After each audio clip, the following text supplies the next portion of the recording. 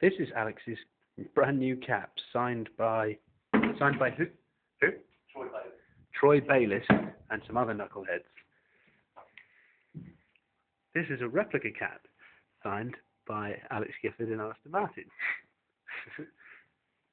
with a beautiful knob drawn on the back. Now we'll sit and await the fox's reaction. Here comes the fox now.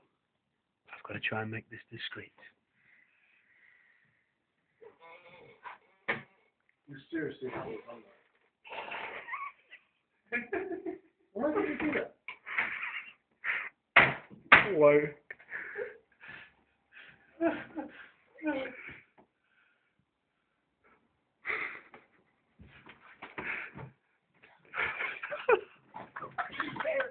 Yes, bloody wake up!